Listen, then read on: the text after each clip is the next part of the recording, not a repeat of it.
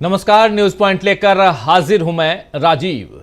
दोस्तों, देश की सियासत में इस वक्त नया घमासान मचा हुआ है और इससे बीजेपी बहुत परेशान नजर आ रही है। दरअसल घमासान इस बात पर है कि तीसरी बार प्रधानमंत्री की कुर्सी हासिल करने वाले नरेंद्र मोदी जनता की तकलीफों में उसके साथ दिखाई क्यों नहीं दे रहे हैं। वो अपनी सत्ता सुरक्षित करके अब विदेश यात्रा पर निकल गए हैं। आज ही वो रूस पहुंचे हैं, जबकि राहुल गांधी देश भर में घूम घूम कर जनता के बीच जाकर उसके दुख दर्द बांटने पहुंच रहे हैं। So called main stream media भले मोदी को विश्वगुरु साबित करने के लिए उनकी विदेश यात्राओं पर फोकस करे और दिखाए कि वैश्विक नेताओं के बीच नरेंद्र मोदी की पहुंच कितनी गहरी है, लेकिन देश की जनता तो यही देख रही है कि उसके प्रधानमंत्री उससे दूर हैं और जो नेता लोकसभा में विपक्ष के रूप में बैठा हुआ है वो जनता के बीच उनका अपना बनकर घुल मिल रहा है। आप जरा राहुल गांधी की मणिपुर और असम यात्रा की इन तस्वीरों को देखें। दोस्तों, तस्वीरें आप लगातार देख रहे हैं, इनसे समझ आ रहा है कि जनता किस तरह राहुल गांधी को हाथों हाथ ले रही है और राहुल जिस तरह उनकी पीड़ा, उनके दुख दर्द बांटने पहुंचे हैं, उनसे जनता को मन से राहत मिल रही है। आपको बता दूं कि राहुल गांधी एक साल में तीसरी बार मणिपुर पहुंचे हैं, क्योंकि वहां आज तक लोग राहत शिविरों में रह रहे हैं। मैतेई ग्रुप अलग है और कुकी ग्रुप अलग है, सबकी राहत शिविरें अलग हैं। मोदी दावा कर रहे हैं कि मणिपुर में सब ठीक है, लेकिन राहत शिविरों को देखकर तो कहा नहीं जा सकता है कि सब कुछ मणिपुर में ठीक है। वहीं असम में भी बाढ़ से हालात खराब हैं, लाखों लोग प्रभावित हो रहे हैं और राहुल गांधी उनसे भी आज मिलने पहुंचे। बीजेपी को राहुल की इन यात्राओं से वैसे ही परेशानी हो सकती है जैसी हाथरस दौरे से हुई थी। वो इसमें भी राजनीति करने का आरोप लगा सकती है। बीजेपी बार बार कह सकती है कि राहुल गांधी यहां राजनीति कर रहे हैं, मगर राजनीति का असल काम तो जनता से कनेक्ट होना ही होता है और सत्ता में बने रहने के लिए जरूरी है कि आप जनता के बीच जाएं। और राहुल इस वक्त जनता से जिस तरह कनेक्ट कर खुद को कर रहे हैं, इसी बात से सियासत में घमासान मचा हुआ है और बीजेपी न खुद कनेक्ट हो पा रही है और न ही राहुल के कनेक्शन को तोड़ पा रही है, इसीलिए वो परेशान है। आपको बता दूं कि राहुल गांधी आज रात को रायबरेली पहुंचेंगे। कल वो अमेठी और रायबरेली की जनता के बीच रहेंगे और इसके बाद 13 और 14 जुलाई को उनका महाराष्ट्र का दौरा तय है, जहां वो पंढरपुर की वार्षिक वारी तीर्थ यात्रा में हिस्सा लेंगे। राहुल गांधी की इस दौरे से न केवल महाविकास अघाड़ी को महाराष्ट्र में मजबूती मिलेगी, बल्कि उन लोगों को भी तगड़ा जवाब मिलेगा जो राहुल के हिंदू धर्म वाले बयान को लेकर अब तक बवाल काट रहे हैं और बदले में उन्हें मायूसी ही मिल रही है। राहुल गांधी की महाराष्ट्र यात्रा से विधानसभा चुनावों में महाविकास अघाड़ी की जीत के दावे और पुख्ता होंगे। तो एक तरफ राहुल गांधी की देश में हो रही यात्राएं इंडिया गठबंधन को मजबूत कर रही हैं और दूसरी तरफ मोदी की विदेश यात्राओं के बावजूद बीजेपी को कोई फायदा नजर नहीं आ रहा है, बल्कि सवाल और उठ रहे हैं कि मोदी देशवासियों की सुध कब लेंगे या सत्ता में आने के बाद जनता को वो भूल गए हैं। क्या होगा इस सियासी घमासान का अंजाम, आज इसी पर चर्चा करेंगे। लेकिन इससे पहले आपको अभी से थोड़ी देर पहले, ठीक लगभग 15 मिनट पहले, राहुल गांधी ने मणिपुर की राजधानी इंफाल में मणिपुर की जो राज्यपाल हैं अनुसुईया उइके, उनसे मुलाकात की। उसके बाद प्रेस कॉन्फ्रेंस की है। प्रेस कॉन्फ्रेंस में मणिपुर को लेकर उन्होंने जो कुछ कहा है, पहले उसको सुन लेते हैं, फिर चर्चा। ये तस्वीरें आप देख लीजिए। अनुसुईया उइके राहुल गांधी का स्वागत कर रही हैं और ये आधिकारिक दौरा कह सकते हैं लीडर ऑफ अपोजिशन बनने के बाद राहुल गांधी का है। और इसके बाद राहुल गांधी ने प्रेस कॉन्फ्रेंस की। प्रेस कॉन्फ्रेंस में उन्होंने जो पैगाम दिया है, मैसेज देने की कोशिश, सवाल का जवाब तो नहीं दिया, सवाल नहीं लिया राहुल गांधी ने, क्योंकि बहुत ही टाइट ये शेड्यूल था उनका। लेकिन जो बात उन्होंने मीडिया के जरिए देश की जनता के बीच पहुंचाने की कोशिश की है और खासकर नरेंद्र मोदी को जो पैगाम देने की कोशिश की है, आइए जरा उसको सुन लेते हैं। सुनिए जरा। ने सोचा था कि अब मैं आया हूं, काफ़ी समय बाद आया हूं, तीसरी बार है। 1 साल पहले आया था, फिर भारत जोड़ो यात्रा में आया और अब आया हूं। मैंने सोचा था कि ग्राउंड पे काफ़ी इम्प्रूवमेंट होगा, मगर दुख की बात है कि वो इम्प्रूवमेंट नहीं हुआ। कैंप्स में मैं कम्युनिटी से मिला, उनके दिल की बात सुनी, दर्द आंखों से देखा, सुना। और मैं सिर्फ ये कहना चाहता हूँ कि नफ़रत और हिंसा से आगे कोई रास्ता नहीं बनेगा। मोहब्बत से, भाईचारे से, रिस्पेक्ट से सॉल्यूशन निकल सकती है, बातचीत से सॉल्यूशन निकल सकती है। मैं राजनीतिक बात करने नहीं आया हूँ। गवर्नर से हमारी बात हुई, हमने उनको बताया कि देखिए, जो भी हम कर सकते हैं, कांग्रेस पार्टी कर सकती है, मैं कर सकता हूँ, हम करने के लिए तैयार हैं। मगर हम खुश नहीं हैं, जो प्रोग्रेस हुई है उससे हम खुश नहीं हैं, क्योंकि हमें नहीं लगा है कि प्रोग्रेस हो रही है। आखिरी बात मैं कहना चाहता हूँ, और मैं प्रधानमंत्री से रिक्वेस्ट करता हूँ कि वो देश के प्रधानमंत्री हैं, मणिपुर एक प्रदेश है, और प्रधानमंत्री को बहुत पहले विजिट करना चाहिए था, मगर मणिपुर को ज़रूरत है कि हिंदुस्तान के प्रधानमंत्री यहाँ आए और जो यहाँ हो रहा है उसको समझने की कोशिश करें, और जनता की जो आवाज़ है, जनता का जो दुख है, दर्द है, उसको सुने। इससे बहुत फ़ायदा होगा, मणिपुर की जनता में कॉन्फिडेंस आएगी। तो मेरी रिक्वेस्ट है कि प्रधानमंत्री को यहाँ आना चाहिए। मणिपुर के लोग भी चाहते हैं, शायद पूरा देश चाहता है कि प्रधानमंत्री यहाँ आकर जनता की बात सुने। अंग्रेजी में भी बोल देता हूँ। तो सुन रहे थे आप, यहाँ हिंदी में और अंग्रेजी में दोनों भाषाओं में राहुल गांधी वो पैगाम देते हुए जहां साफ साफ कह रहे हैं कि प्रधानमंत्री को मणिपुर आना चाहिए, और प्रधानमंत्री अभी तक मणिपुर क्यों नहीं आए, और अगर आते हैं तो यहाँ की जनता को फायदा होगा।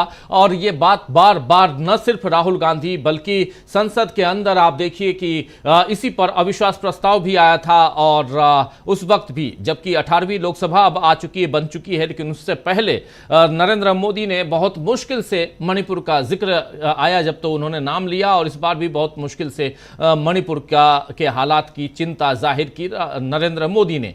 देश में जो कुछ चल रहा है उसकी चिंता किए बिना प्रधानमंत्री नरेंद्र मोदी रूस और ऑस्ट्रिया की यात्रा पर निकल चुके हैं। ये तस्वीरें आप देख रहे हैं। मॉस्को पहुंचने के बाद यहां प्रधानमंत्री का स्वागत किया गया, और तस्वीरें वहां से भी खूब आ रही हैं। लगातार आप ये बात भी देखेंगे कि यहां जो so called main stream media है वो नरेंद्र मोदी को विश्व गुरु बनाने की कोशिश में लगातार उन विजुअल्स को दिखाता हुआ तो नजर आता है, लेकिन देश में क्या कुछ चल रहा है, वो तस्वीरें कैसी हैं, और असम से लेकर मणिपुर तक और बिहार से लेकर बंगाल तक जो हालत है उसकी चर्चा, उसकी चिंता आखिर कौन करे। ये बात बहुत महत्वपूर्ण है, और इसकी चिंता क्या सिर्फ विपक्षी दलों के ऊपर है, क्या विपक्ष के नेताओं के ऊपर ही ऐसा है कि ये वही चिंता करें, या अगर सरकार सत्ता पर काबिज आप हैं, नरेंद्र मोदी हैं, बीजेपी है, तो उनके नेताओं को यह चिंता करनी चाहिए कि नहीं करनी चाहिए। इस बीच उधर झारखंड में आज मंत्रिमंडल का विस्तार कर दिया गया है। हेमंत सोरेन ने अपने मंत्रिमंडल का विस्तार भी किया, और उन्होंने वहां अपनी जो उनकी जो पार्टी है, उनकी जो सरकार है, उसको बहुमत है ये भी साबित कर दिया पटल पे, यानी कि बहुमत साबित कर दिया। और यहां से हेमंत सोरेन की भी उनका भी एक नया चैप्टर शुरू होता है, एक नई कहानी शुरू होती है। और चाहे वो झारखंड, इसलिए झारखंड इंपॉर्टेंट है यहाँ पे दोस्तों, क्योंकि झारखंड में इस बार चुनाव है, इसी साल चुनाव है, और चुनाव हरियाणा में भी है, और चुनाव जो है वो महाराष्ट्र में भी है, जम्मू कश्मीर में भी है। कई बार हम लोग चर्चा करते हैं, लेकिन क्या यहां से जो राजनीति है उसमें आपको घमासान दिखाई देता है? कई सारे घमासान की बात हम यहां कर चुके हैं। आइए उसको और आगे बढ़ाते हैं। हमारे साथ कुछ वरिष्ठ साथी जुड़े हुए हैं, पहले उन सबके बीच चलते हैं और चर्चा को पहले आगे बढ़ाते हैं, उनके बीच समझेंगे कि सियासत में नया घमासान क्या है। देखिए, इस वक्त 6 वरिष्ठ साथी जुड़े हुए हैं। शकील अख्तर जी जुड़े हुए हैं, सुनील शुक्ला जी जुड़े हुए हैं हमारे साथ डॉक्टर प्रकाश हिंदुस्तानी जी हैं, प्रशांत टंडन जी हैं, डॉक्टर दीपक पाचपोर जी और अमलेंदु उपाध्याय जी हैं। आप सबका स्वागत इस्तकबाल है। स्वागत इस्तकबाल आप तमाम दोस्त साथी शुभचिंतक आप सबका जो अब तक जुड़ चुके हैं, जो जुड़ने जुड़ने वाले हैं इस कार्यक्रम में। शकील जी, सबसे पहले आपके पास आना चाहता हूं और राहुल गांधी की यात्रा से ही, जो आज पूर्वोत्तर की यात्रा पे निकले, वो असम से लेकर मणिपुर तक की उनकी यात्रा, उसी पर चर्चा से की शुरुआत करते हैं। मणिपुर के राहुल गांधी के की जो ये प्रेस कॉन्फ्रेंस थी, ये आपने अभी सुन ली, और उसके अलावा अनुसुईया उइके, वहाँ के राज्यपाल से मुलाकात उनकी होती है। क्या कुछ और खबर है वहाँ से, ये ज़रा बताइए। और कल अब राहुल गांधी रायबरेली पहुँचने वाले हैं और पूरे दिन भर, यानी पूरा दिन रहेंगे वो, 10 बजे से लेकर शाम 5 बजे तक रायबरेली में रहेंगे और वहाँ के अपने लोगों से, मतदाताओं से, वहाँ की जनता से मुलाकात करेंगे राहुल गांधी। ये मैसेज आया है और वही हम आप तक पहुँचा रहे हैं। जरा ये बताइए कि राहुल गांधी की राजनीति और कितना घमासान मचा रही है इस देश में। देखिए राजीव जी, राजनीति का इस्तेमाल जो मेन स्ट्रीम मीडिया है या भाजपा वाले हैं, इस तरह कर रहे हैं जैसे राजनीति कोई बहुत गंदी चीज हो, और राहुल गांधी राजनीति करते हैं और मोदी जी कोई सत्संग करते हैं। अरे अगर ये राजनीति है जो राहुल गांधी कर रहे हैं कि हाथरस गए, मणिपुर तीसरी बार गए, लोको पायलट के बीच गए, राज मिस्त्रियों के बीच गए, लगातार भाग रहे हैं, तो ऐसी राजनीति सबको करना चाहिए। अगर आप ये राजनीति नहीं करते हैं, जनता के बीच नहीं जानते हैं और रूस जाते हैं, ऑस्ट्रेलिया जाते हैं, तो ये आप अपना खुद का छवि बनाने की कोशिश करते हैं। देश की जनता को इस वक्त प्रधानमंत्री की जरूरत है। राहुल गांधी ने जो मणिपुर में कहा, जो प्रेस कॉन्फ्रेंस की, उन्होंने कहा कि मैं प्रधानमंत्री से अनुरोध करता हूं कि वो विजिट करें। लीडर अपोजिशन जो है तीसरी बार वहां पहुंचे हैं, एलओपी बन के पहली बार, उससे पहले 2 बार कांग्रेस नेता के तौर पे, और प्रधानमंत्री एक बार भी वहां नहीं गए। राहुल गांधी ने बहुत ही महत्वपूर्ण बात कही, हालांकि वो बहुत अच्छी बात नहीं है। राहुल खुद कह रहे हैं कि मैं ये नहीं चाहता था कि ये कहूं कि तीसरी यात्रा के दौरान में जो ये सोच के आया था कि बहुत इंप्रूवमेंट हो चुका होगा, तो वो इंप्रूवमेंट नहीं हुआ। जाहिर है 1 साल से ज्यादा हो गया, मणिपुर जल रहा है, लोग शरणार्थी शिविरों में हैं, अब उन्हें घर वापस लौट जाना चाहिए था, मगर स्थिति वहीं के वहीं है और ज्यादा बिगड़ती चली जा रही। और प्रधानमंत्री क्या कह रहे हैं राज्यसभा में, लोकसभा में तो बोले नहीं। राहुल ने वहां भी सवाल उठाया था, एलओपी ने, लीडर ऑपोजिशन ने, और जो सदन के नेता हैं प्रधानमंत्री, उन्होंने वहां जवाब दिया, मगर मणिपुर की बात नहीं करी जी। लेकिन दबाव इतना ज्यादा था राहुल गांधी का कि राज्यसभा में उन्हें बोलना पड़ा। तो वहां वो क्या बोलते हैं, कितनी एफआईआर हुई, कितनी गिरफ्तारियां हुई, इसका क्या मतलब हुआ? ये तो गवर्नर और वहां के जो डीजी या पुलिस वाले या कोई भी बता सकता है। प्रधानमंत्री को यह बताना था कि मैं जैसे ही संसद का सत्र खत्म होगा वहां जाऊंगा, मैं वहां के हालत का जायजा लूंगा, मैं वहां के लोगों को सांत्वना दूंगा, मैं वहां मैसेज दूंगा कि शांति जल्दी से जल्दी स्थापित की जाएगी और शांति के लिए मैं ये करूंगा। वो तो कोई बात ही नहीं है। उल्टा आरोप ये लगा रहे हैं और लगवाए जा रहे हैं कि ये राजनीति है। अरे अगर ये राजनीति है तो इसमें बुराई क्या है? राहुल को वहां नहीं जाना चाहिए था। अगर राहुल भी वहां नहीं जाते, पहली बार जो गए थे, तो किसी को मालूम भी नहीं पड़ता कि मणिपुर में हालत इतनी खराब है। राहुल के जाने के बाद ही दुनिया को मालूम पड़ा कि मणिपुर में हालत इतनी खराब है कि राहुल को वहां कहा गया कि आप अगर कुकी कैंप में जा रहे हैं तो मेतेई को साथ मत रखिए, और मेतेई से मिलने जा रहे हैं तो कुकी को साथ मत रखिए। राहुल ने खुद कहा कि इन स्थितियों में मैंने वहां का दौरा किया कि एक समुदाय के लोगों को साथ लेकर मैं दूसरे समुदाय के पास नहीं जा सकता था। देखिए राजीव जी, पूरी दुनिया में जो जन विरोधी शक्तियां हैं वो कमजोर हो रही हैं जी। भारत से इसकी शुरुआत हुई, उसके बाद आपने देखा इंग्लैंड में कंजर्वेटिव जो हैं 14 साल बाद हारे, 400 पार लेबर पार्टी गई, और वहां के कंजर्वेटिव मतलब दक्षिणपंथी, जो हमारे यहां जिसको भाजपा कहा जाता है। ईरान में वहां सुधारवादियों की जीत हुई, वहां पे जो कंजर्वेटिव थे, कट्टरपंथी थे, वो राष्ट्रपति का चुनाव हारे। फ्रांस में वहां पे जो है प्रगतिशील ताकतें आ रही हैं। भारत में क्या हुआ कि 303 थे, 240 पे आ गए।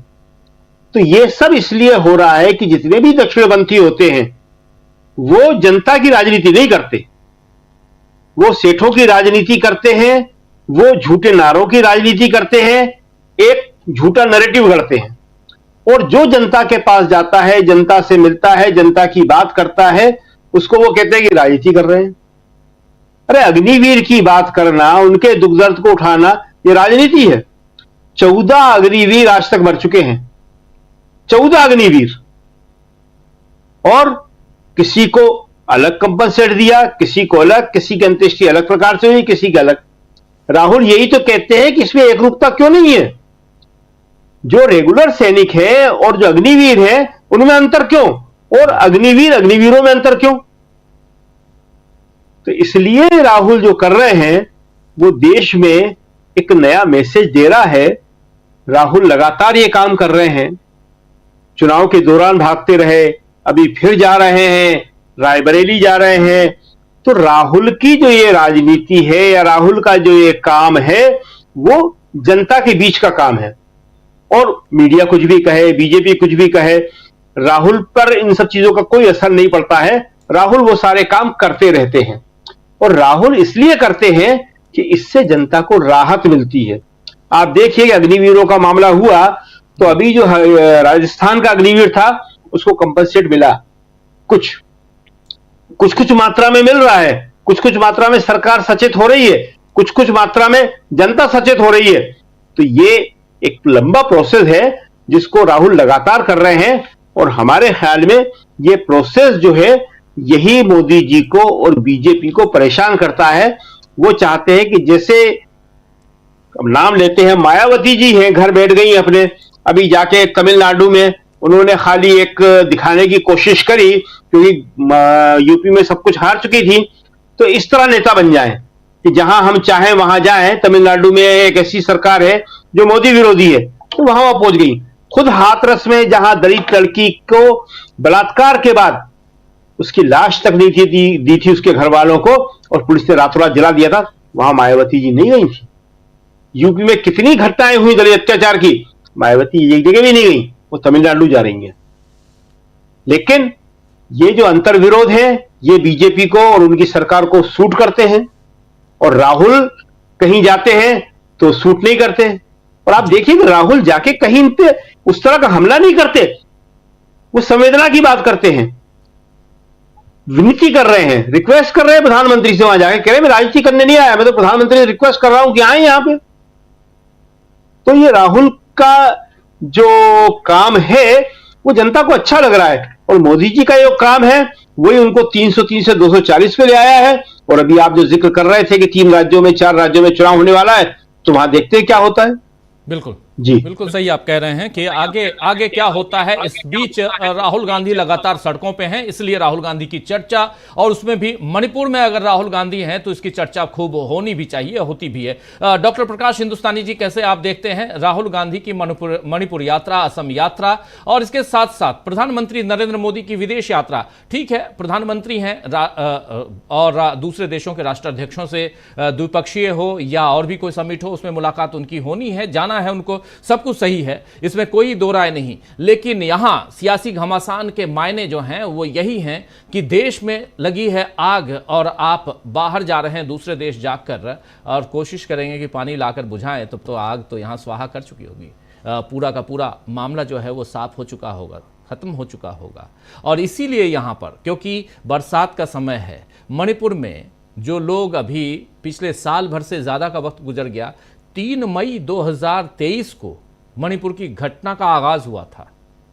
आगाज वर्ड भी यहां सूटेबल नहीं है, जो मैं कह रहा हूं वो सूटेबल नहीं है। वो अच्छे शब्दों, अच्छे किसी चीज के लिए किया जाता है, लेकिन ये बहुत वहां से एक जो मणिपुर के ऊपर जो काला साया कहें वो मंडरा रहा था, वो उसका विस्फोट हुआ। और उसके बाद आप देखिए कि अभी तक प्रधानमंत्री नहीं गए। राहुल गांधी ने वहीं से अपनी यात्रा की शुरुआत की, भारत जोड़ो न्याय यात्रा की शुरुआत की, और उसके बाद आज तीसरी बार राहुल गांधी पहुंचे हैं। बरसात का समय है, बारिश, और वैसे में कैंप में रहना, घर द्वार से बाहर, इसलिए यहां यह जरूरत है जानने की, और इसको क्या माना जाए, यह सियासत है या इस देश की जरूरत है ये? डॉक्टर प्रकाश हिंदुस्तानी जी। राजीव जी, जो बात प्रधानमंत्री को करनी चाहिए थी, जो काम प्रधानमंत्री को करने चाहिए थे, वो काम लीडर ऑफ अपोजिशन कर रहे हैं। जहां प्रधानमंत्री को जाकर कोई संदेश देना था, कोई निर्णय लेना था, आदेश देने थे, व्यवस्था को बनाए रखना था, वो काम उन्होंने नहीं किया। प्रधानमंत्री को विदेश यात्रा करनी पड़ती है, ये बात बिल्कुल सही है, लेकिन 1.25 साल में उन्हें मौका नहीं मिला कि मणिपुर चले जाते। 1.25 साल, 3 मई से लेके अब तक कभी तो चले जाते, एक दिन के लिए चले जाते। और साल में 365 दिन राहुल गांधी के लिए भी हैं, तो प्रधानमंत्री नरेंद्र मोदी के लिए भी है, तो वे कोई समय निकालते और चले जाते। कोई जरूरी नहीं था कि वो रात को अपने घर में बैठ के क्रिकेट का मैच देखते। मणिपुर ज्यादा जरूरी था, लेकिन वो नहीं गए, क्योंकि प्रधानमंत्री की प्राथमिकताएं अलग है और प्रधानमंत्री की राजनीति, प्रधानमंत्री जो राजनीति करते हैं वो केवल सत्ता और कुर्सी तक सीमित है। उस राजनीति का राजनीति से, नीति से कोई लेना देना नहीं है। तो ये बात अब आम लोग देख रहे हैं कि हमारी भारतीय जनता पार्टी, इस देश की एक पार्टी जो ये कहती है कि हम विश्व की सबसे बड़ी पार्टी हैं, वो कैसे काम कर रही। और एक थोड़ा व्यत्यय होगा, रुकावट होगी राजीव जी, लेकिन मैं बताना चाहूंगा कि मध्य प्रदेश में तो आज एक बहुत ही जबरदस्त वारदात हुई। वारदात कहूंगा मैं इसे, क्योंकि मध्य प्रदेश में कांग्रेस के एक विधायक को बीजेपी की सरकार ने शपथ दिलवा दी और वो कैबिनेट मंत्री बने। ये कभी सुना है कि सरकार बीजेपी की और विधायक कांग्रेस का, लेकिन कांग्रेस के विधायक को शपथ दिलवा दी गई। और क्यों दिलवा दी? क्योंकि बीजेपी को ये सूट करता है उसकी राजनीति में। हम देखते हैं कि पिछले मध्य प्रदेश में 10 साल में 3 ऐसी वारदातें हुई जहां राजनीति शर्मसार हुई। भिंड में 2014 में कांग्रेस ने भगीरथ प्रसाद को टिकट दिया था, अगले दिन भगीरथ प्रसाद को बीजेपी ने टिकट दिया और बीजेपी ने उन्हें घोषित किया और वो सांसद बन गए। इंदौर में अक्षय बम को टिकट दिया गया था, एन मौके पर उन्होंने नाम वापसी के अंतिम घड़ी में उन्होंने नाम वापस ले लिया। और आज मध्य प्रदेश में कांग्रेस के एक विधायक को सरकार में ले लिया गया। इसका मतलब यह है कि बीजेपी को यह लगता है कि हमें सरकार बनाए रखना है, सरकार में बनाने के लिए हमें जो भी चाहिए, जो भी जोड़ तोड़ करनी चाहिए वो कर रहे हैं। और मध्य प्रदेश में तो 230 सदस्यों के सदन में 163 विधायक हैं बीजेपी के पास, यानी जरूरत नहीं थी, किसी भी मामले में जरूरत नहीं थी। लेकिन नैतिकता की तमाम मर्यादाएं अब भारतीय जनता पार्टी ने खत्म कर दी और नैतिकता बची नहीं। तो प्रधानमंत्री अगर नैतिक बलशाली होते, उनकी नैतिकता होती, तो वे मणिपुर जाते। और क्यों वे अब जाते? वे तो 3 मई, 4 मई, 5 मई को ही चले जाते पिछले वर्ष जब वारदात हुई, 15 दिन बाद चले जाते। पर ऐसा तो नहीं कि उनके लिए वहां पर सारे हवाई अड्डे बंद है, प्रधानमंत्री यहाँ नहीं आ सकते, ऐसा तो कोई कानून नहीं है देश में, न किसी ने कहा है प्रधानमंत्री का जहां चाहे चले जाए। तो राजनीति में बीजेपी जिस तरीके के पासे फेंक रही है, वो पासे कहां लेके जाएंगे हमारे देश की राजनीति को, ये बहुत चिंता की बात है। राहुल गांधी की ने जो बातें की, एक बड़ी जोरदार बात मुझे ये लगी कि राहुल गांधी ने अब बीजेपी को बीजेपी की पिच पर ही घेर लिया, जो हर बार देखिए।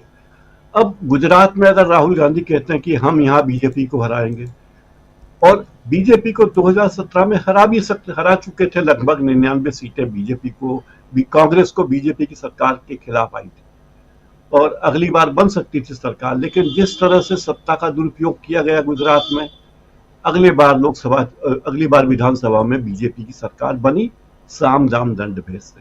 तो राजनीति के जो मायने बीजेपी की समझ रही है, वो राजनीति सर्वजन हिताय नहीं है, वो कुछ लोगों के ही हित में है।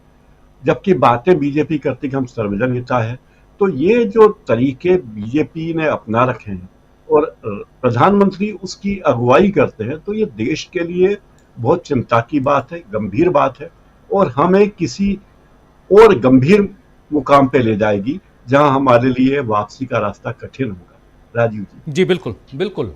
जरा प्रशांत टंडन जी आपके पास आना चाहता हूं, और बहुत गंभीर चर्चा भी हम कर रहे हैं, सियासत में नया घमासान, उस घमासान को यहां जरा सामने लाने की कोशिश हम कर रहे हैं। राहुल गांधी लगातार सड़क पे हैं, और जब से संसद की कार्यवाही खत्म हुई है और 22 तारीख से फिर से शुरू होगी, लेकिन उससे पहले राहुल गांधी कोई भी ऐसा दिन नहीं है जिस दिन वो दिल्ली में टिकते हुए नजर आ रहे हैं। वो लगातार लोगों के बीच हैं, और यहाँ से थोड़ा सा उस मैसेज को समझने की कोशिश हम करें। जो आने वाले चुनावों में, जो 4 राज्यों के चुनाव हैं, उससे पहले अभी उपचुनाव भी हैं, उन चुनावों के लिए क्या तैयारियां हैं?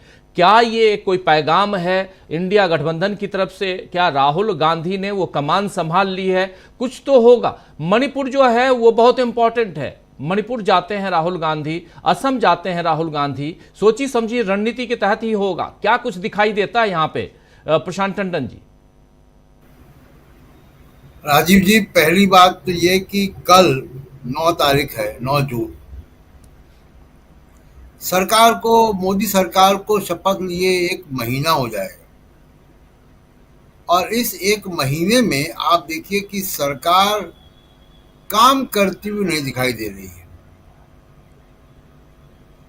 और अगर आप आंकड़ों की बात करें तो जो प्राइवेट स्पेंडिंग है, यानी जो पूंजीपतियों द्वारा जो खर्च किया जाता है योजनाओं पे, अपने इन्वेस्टमेंट, वो 20 साल का सबसे लोवेस्ट इस क्वार्टर में हुआ है। 20 साल का, यानी पिछले साल जो लगभग 8 लाख करोड़ रुपए खर्च हुआ था, उसमें 12 लाख करोड़ मेटेरियलाइज हुआ। इस क्वार्टर में कुल 44,000 करोड़ रुपए ही खर्च हुआ है। तो इसका मतलब है कि जो उद्योगपति है, जो इंडस्ट्री है, प्राइवेट सेक्टर है, वो अब इन्वेस्टमेंट नहीं कर रहा है, क्योंकि मोदी सरकार की पॉलिसी पैरालिसिस है। नीतियों में कोई भी कहीं हलचल नहीं है, और वो ये मान के चल रहा है प्राइवेट इन्वेस्टर कि ये ट्रांजिशन पीरियड है पॉलिटिक्स का, और इसलिए वो संक्रमण काल है इस राजनीति का, और इसलिए वो इन्वेस्टमेंट नहीं कर रहा है। बहुत सारे और कारण हो सकते हैं, लेकिन मुख्य कारण ये कि मोदी सरकार अगर काम करती हुई दिखाई देती तो शायद प्राइवेट स्पेंडिंग भी होती। पब्लिक स्पेंडिंग भी बहुत कम है। लगभग सारी योजनाएं, यानी अगर आप देखेगा कि 900 से ऊपर सरकारी योजनाएं चलती हैं, अधिकांश योजनाओं में फंड्स की कमी है। तमाम राज्य त्राही कर रहे हैं कि मनरेगा का पैसा तक वहां नहीं पहुंचता। बंगाल का केस हम लोग जानते हैं। तो ये जो विदेश यात्राएं हो रही, उनका कोई मतलब नहीं। सरकार के 2 प्रमुख काम है कि देश का प्रबंधन जो है वो ठीक हो। प्रबंधन कैसे हो रहा है? रोज एक पुल बह रहा है, और अभी तो शुरुआत है मानसून की, रोज एक पुल बह रहा है, रोज पेपर लीक हो रहे हैं। अभी शकील जी बता रहे थे कि कितने अग्निवीर जो है वो उनकी मौत हो चुकी है, जिनका कॉम्पनसेशन नहीं मिला है, अधिकांश का। अभी राहुल गांधी ने कुछ शोर मचाया तो अब उन लोगों के परिवारों को फोन जा रहे हैं, लेकिन जो पैसा मिल रहा है वो इंश्योरेंस वाला ही पैसा है। तो किसी भी फ्रंट में सरकार काम करती हुई नहीं दिखाई दी। लॉ एंड ऑर्डर को देखिए तो जम्मू कश्मीर में आतंकवादी घटनाएं बढ़ गई हैं। दमनकारी काम शुरू हो चुका है। महुआ मोहित्रा पे FIR हो गई। किस लिए हो गई कि साहब उन्होंने ट्वीट कर दिया कि जो NCW की चेयरपर्सन है, उन्होंने छाता अपना क्यों नहीं पकड़ा। उन्होंने थोड़ा मजाकिया ट्वीट कर दिया कि छाता कर्मचारियों से पकड़वाया, इसलिए उनके ऊपर FIR हो गई। दिल्ली पुलिस के पास कितना टाइम है? पत्रकारों के ऊपर FIR हो क्योंकि उन्होंने लिंचिंग का मामला उठाया। पत्रकार अगर पत्रकारिता नहीं करेगा तो क्या करेगा? कहीं अगर मॉब लिंचिंग हो रही है, हत्याएं हो रही हैं, पत्रकार अगर उस पर पत्रकारिता नहीं करेगा तो उसके ऊपर FIR हो जाएगी। 2 पत्रकारों पर FIR हो गई। तो सरकार का दमनकारी काम जो है वो चालू है। सरकार की नीतिगत काम जो है ठहराव है। एक भी आप देखिए कि अगर मैं किसी से पूछूं कि 5 ऐसे काम क्या है जो नरेंद्र मोदी ने घोषणा की कि तीसरे टर्म में वो करेंगे, तो कोई गिना नहीं पाएगा। जी। एक मौका था उनके पास राष्ट्रपति के अभिभाषण में। राष्ट्रपति का अभिभाषण कैबिनेट लिखता है और उसमें सरकार की योजनाएं होती है, सरकार की नीतिगत घोषणाएं होती हैं। वो घोषणाएं क्या थी? पिछले 10 साल का अचीवमेंट की कहानी थी और बाकी कुछ पॉलिटिकल था। नरेंद्र मोदी जी ने उसके जवाब में क्या किया? धन्यवाद प्रस्ताव में राहुल गांधी पे केंद्रित रखा दोनों सदनों में भाषण। एक जो मौका था कि आप सरकार को के काम गिनाएंगे कि हमारा एजेंडा ये अगले 5 साल का, तो उन्होंने गिनाया नहीं। वो राहुल गांधी पे ही उन्होंने समय निकाल दिया, राज्यसभा में भी लोकसभा में भी। जी। उसके बाद आप देखिए कि मणिपुर पे भी आ रहा हूं, लेकिन सरकार का जो काम है, एक भी अगर राष्ट्र के प्रेस कॉन्फ्रेंस आप नहीं करते, आपको डर लगता, कोई बात नहीं, आप राष्ट्र के नाम संदेश करते कि हम तीसरी बार चुनकर आए हैं, हमारी अपनी मेजॉरिटी नहीं है, समर्थन के साथ सरकार है, लेकिन हमारी बातचीत है, हमारा कॉमन मिनिमम प्रोग्राम, हम ये चीज करेंगे, इतने टारगेटेड कि एम्प्लॉयमेंट ये करेंगे, पेपर लीक की समस्या का ये करेंगे, नेचुरल कैलेमिटीज का ये करेंगे, किसानों का ये करेंगे, MSP का। तो किसी भी फ्रंट में आप देखिए कि सरकार काम करती हुई नहीं दिखाई दे रही। अभी बजट आएगा, बड़े बड़े आपके पास चंद्रबाबू नायडू 15 फाइलें दे गए, वो आपको करना पड़ेगा। फिजिकल डेफिसिट का जो ट्रैक रिकॉर्ड है वो बहुत खराब है, 6% का एवरेज है। फिजिकल रिस्पॉन्सिबिलिटी एक्ट कहता है 3% के अंदर आपको करना है। तो कहाँ से आप इस इकोनॉमी को रिवाइव करेंगे? कहाँ से आप विदेशी निवेश और प्राइवेट इन्वेस्टमेंट को बढ़ाएंगे? आप वॉर रुकवाने का वीडियो आप बनाएंगे, वहां जाके आप बात कर रहे हैं, वो सब ठीक है, प्रोपेगेंडा, लेकिन जो काम है वो नहीं दिखाई दे रहा है। और इसका रिफ्लेक्शन ये हो रहा है कि इन्वेस्टमेंट नहीं हो रहा है। मणिपुर की समस्या, तीसरी बार राहुल गांधी के प्रधानमंत्री क्यों नहीं जाएंगे?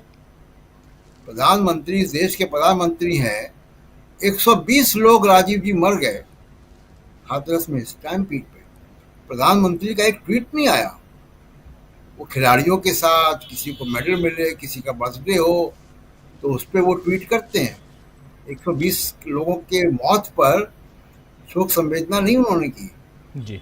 दूसरे मुल्कों में और हमारे देश में भी राजीव जी हुआ है कि ऐसी घटनाओं पे प्रधानमंत्री दूरदर्शन पर आकर राष्ट्र के नाम संदेश देते हैं, पूरा देश उस दुख में शामिल होता है।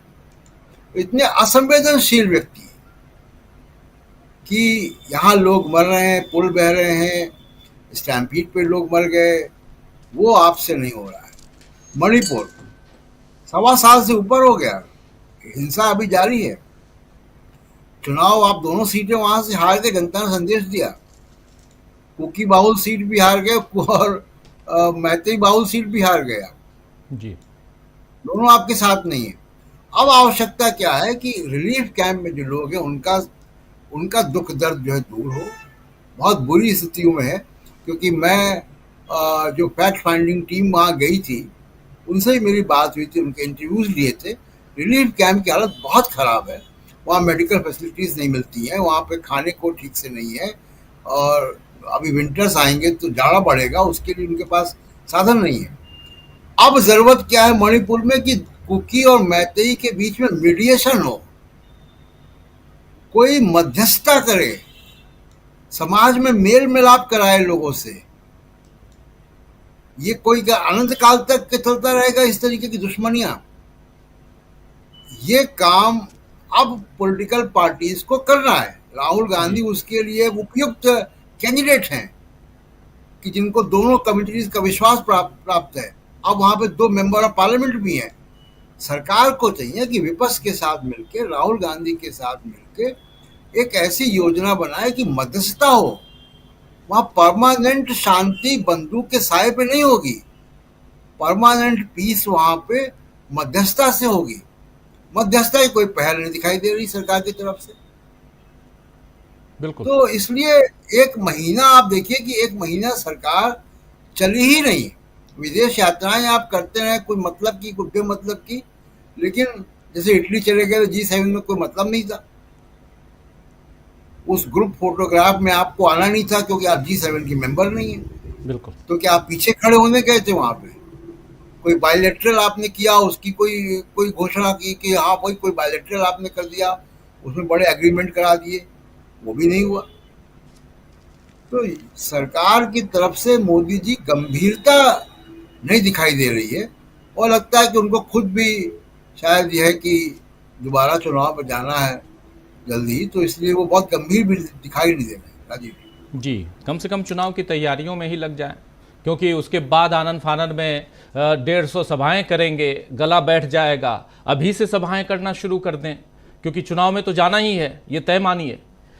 इसलिए भी, लेकिन एक बहुत गंभीर बात आप यहाँ कह रहे थे, और मैं मणिपुर को चूंकि वहाँ जाकर और रह के आया हूँ, कैंप्स, जिन कैंप्स में अभी राहुल गांधी गए थे उन कैंप्स में गया हूँ, जहाँ ये राहत शिविर जिसको कहते हैं वहाँ गया हूँ, देखा हूँ, इसलिए भी बहुत ये गंभीर है। और सुनील शुक्ला जी, इसकी गंभीरता इतनी है, आप देखिए एक राज्य में, छोटा सा राज्य है, और दो समुदाय खासकर कुकी और मैतेई समुदाय के लोग जो हैं थोड़ा सा वो बीजेपी के तरफ झुकाव वाले नजर आते हैं, ये साफ है, सरकार के पक्षधर नजर आते हैं। कुकी समुदाय एक अलग है, दोनों आदिवासी समुदाय हैं। मैतेई समुदाय जो है वो राजधानी इम्फाल के आसपास ज़्यादा है, सब कुछ है। लेकिन आप जब मणिपुर में जाएंगे, ट्रेवल करेंगे, तो चाहे दिन हो या रात हो, एरिया से, मैतेई एरिया से बाहर निकलेंगे, कुकी एरिया में प्रवेश करेंगे, तो वहाँ कुकीज जो हैं वो मैतेई लोगों की पहचान करने की कोशिश बसों में करेंगे। आप जिस भी गाड़ी में जा रहे हैं, कार में जा रहे हैं तो कार में करेंगे, और ऐसे ही अगर कुकी से निकल के मैतेई में आते हैं तो फिर वहां मैतेई करते हैं। यानी जानी दुश्मन वाली हालत बन गई है। और यहाँ ये जो जानी दुश्मन वाली स्थिति है, कई सारे ऐसे चेक पोस्ट हैं जो बीएसएफ के हवाले हैं या स्थानीय पुलिस के हवाले हैं, उनको किनारे रख के वहां के लोगों ने ही उस चेक पोस्ट को अपने हवाले कर रखा है। ये इसी राज्य में चल रहा है, इसी देश के इस राज्य में चल रहा है। और क्या ये नरेंद्र मोदी को पता नहीं है? जिसको हम देख रहे हैं, जिसको मैं यहां बता रहा हूं, जिसको राहुल गांधी बता रहे हैं जाकर, क्या नरेंद्र मोदी या उनकी पार्टी या उनकी सरकार को पता नहीं है? बिल्कुल पता होगी ये बात। लेकिन उसके बाद भी आप छोड़े हुए ऐसे हैं, क्योंकि ये जान से मारने के लिए एक दूसरे को, बिल्कुल जान लेने के लिए उतारू हैं। और ये एक दिन से नहीं हो रहा है, साल भर से ज्यादा का वक्त गुजर गया। 3 तारीख को पहली हिंसा की घटना घटती है, 3 मई 2023 को, लेकिन यह घटना पहले से, यह कॉन्फ्लिक्ट पहले से है। इसको दूर करने का काम किसका है सुनील जी? यह काम तो सरकार का है ना। आप दोनों सीटें गंवा देते हैं, लेकिन उसके बाद भी आपको चिंता नहीं है मणिपुर की। आप किस अहंकार में हैं, किस घमंड में हैं आप? ये बात, ये सवाल तो पूछा जाएगा। भाई आप प्रधानमंत्री हैं, आपको इस देश के हर कोने कोने की चिंता होनी चाहिए। आप क्यों नहीं चिंतित हैं कि मणिपुर में जो घटना घट रही है, राहुल गांधी आखिर तीसरी बार क्यों गए? वो क्या नेतागिरी करने के लिए गए हैं? क्या राहुल गांधी वहां राजनीति करने गए हैं? या राहुल गांधी इन बातों को समझते हैं? आखिर क्यों उस कॉन्फ्लिक्ट के बीच भी वहां से भारत जोड़ो न्याय यात्रा की शुरुआत होती है? इस बात को क्या सरकार नहीं समझ रही होगी? इसलिए यहां पर यह बहुत गंभीर विषय है, जिस तरफ इशारा जिसको उठाया अभी प्रशांत टंडन जी ने, इस बात को थोड़ा आगे बढ़ाइए और यहां से सियासत की उस तस्वीर को जरा दिखाइए सुनील शुक्ला जी, जहां से देश में मध्यावधि की तरफ बढ़ता हुआ यह देश दिखाई देता है आने वाले समय में। यह बात नरेंद्र मोदी को, भले वो जनता को टेकन फॉर ग्रांटेड समझें, लेकिन 400 पार वाले 200 पार पे ले जाकर टिका दिए हैं, ये भी तो समझिए सुनील शुक्ला जी। धन्यवाद राजीव जी।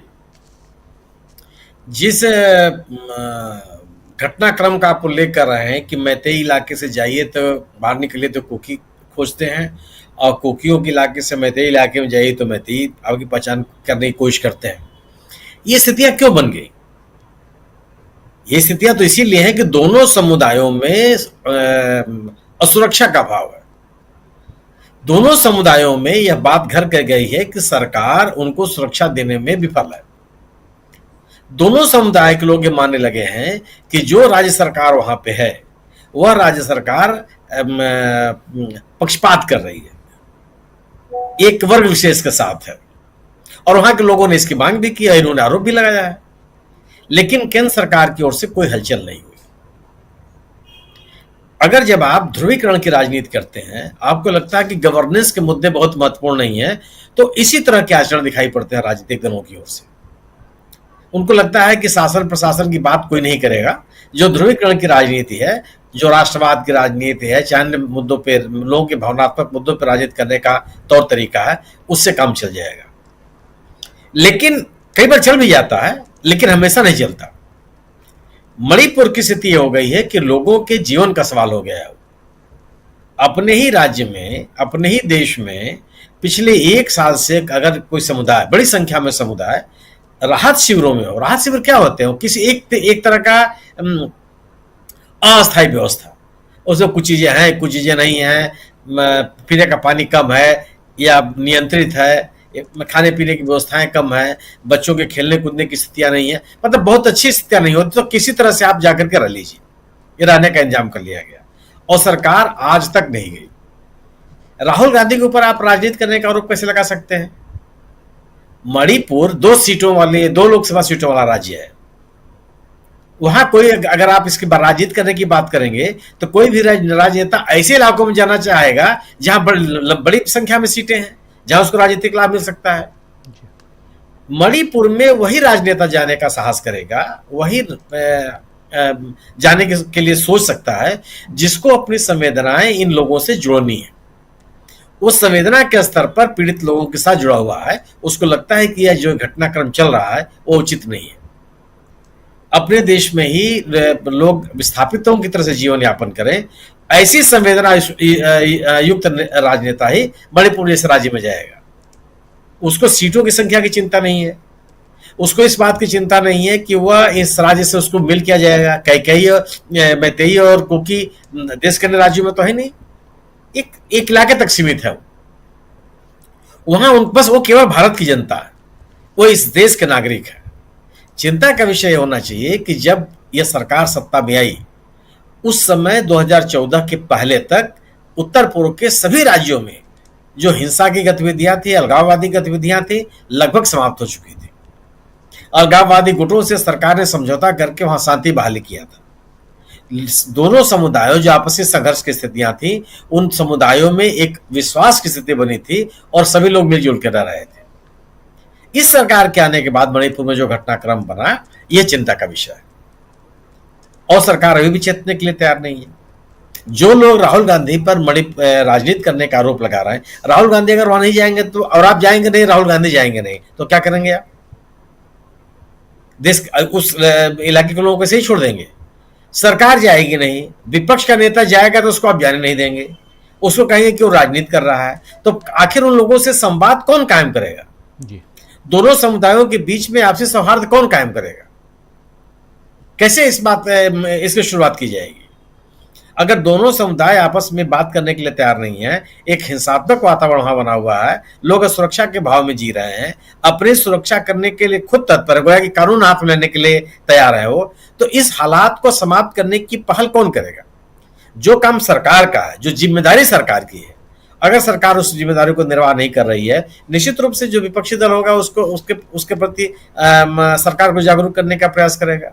ये संदेश देने की कोशिश करेगा कि जो हालात एक राज्य में बने हुए हैं वो उचित नहीं है।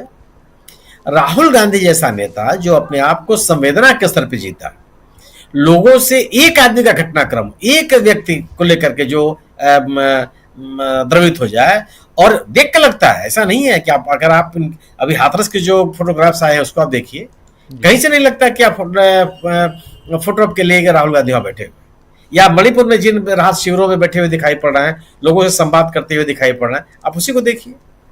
अगर आपको देश में, देश के नागरिकों में एक सुरक्षा का भाव पैदा करना है तो आपको इसी संवेदना के स्तर पर जीना होता है। लोग अपने राष्ट्र नायकों को क्यों याद करते हैं? कि वो उनमें वो संवेदनाएं दिखती हैं। और हमेशा से राजनीति करने वाले लोगों से यह उम्मीद की जाती है, एक राजनीतिक दल के रूप में भी तो भारतीय जनता पार्टी का दायित्व था। भारतीय जनता पार्टी सत्तारूढ़ दल है, लेकिन एक राजनीतिक दल भी तो है।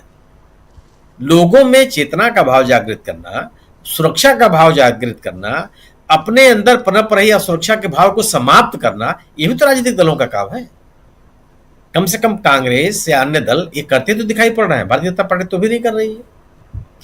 विदेश यात्राएं को आप खारिज नहीं कर सकते, विदेश यात्राएं होती। अगर रूस और भारत अपने द्विपक्षीय संबंधों की एक वर्षगांठ मना रहा है, उसे प्रधानमंत्री जाते हैं, हम और आप इनकार नहीं कर सकते, ठीक है, लेकिन प्राथमिकताएं तय करनी होती है। अगर हमारे किसी भी राष्ट्र नेता को, किसी भी संवैधानिक पदाधिकारी को समय विशेष के दौरान अपने देश में रहने की आवश्यकता है तो वह विदेश यात्राएं टाल देता है जी। आपको ऑस्ट्रेलिया में तो कोई अंतर्राष्ट्रीय सम्मेलन हो नहीं रहा कि उस अंतर्राष्ट्रीय सम्मेलन में आपको जाना है, द्विपक्षीय संवाद के लिए आप जा रहे हैं या एक रिकॉर्ड बनाने के लिए जा रहे हैं कि 40 साल के बाद वहां कोई भारतीय प्रधानमंत्री जा रहा है। अगर कोई भारतीय प्रधानमंत्री नहीं गया तो नुकसान क्या हो गया उससे? क्या उस देश के साथ व्यापार खराब हो गए, पीपुल टू पीपुल कॉन्टैक्ट खत्म हो गए, स्ट्रेटेजिक पार्टनरशिप नहीं है, अंतर्राष्ट्रीय जगत में दोनों देशों के बीच कोई तालमेल नहीं है, तो कौन सी चीज ऐसी हो गई कि अगर एक प्रधानमंत्री वहां नहीं गया, कोई भारत का प्रधानमंत्री नहीं गया, तो उससे दोनों द्विपक्षीय संबंधों पर असर पड़ गया? ऐसा तो कुछ नहीं है।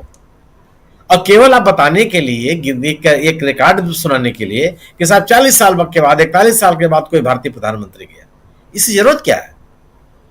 आप अगर आपके देश में इस समय आवश्यकता है, आपकी मौजूदगी की जरूरत है, एक पहल की आवश्यकता है आपके स्तर पर कि जिससे किसी राज्य के, देश के किसी राज्य में शांति बहाली हो सकती है, लोगों में सुरक्षा का भाव आ सकता है, तो वो पहली प्राथमिकता है। और हमेशा आप चुनाव के वोट में रहेंगे तो आप रह सकते हैं, किसी भी राजनीतिक नेता को रहने का अधिकार है ये, लेकिन उससे हासिल कुछ नहीं होता।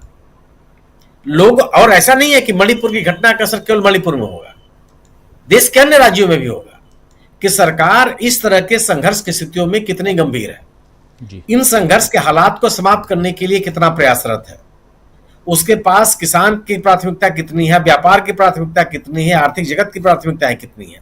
एक व्यापक संदेश जाता है इससे। मध्यावधि चुनाव हो चाहे कोई चुनाव हो, सवाल इस बात का है कि सरकार क्या करती हुई दिख रही है। और हालात आप सबके सामने हैं, किसानों की क्या स्थिति है, देश की अर्थव्यवस्था। मगर अगर इस देश का सामान्य नागरिक अपनी आय का ज्यादा हिस्सा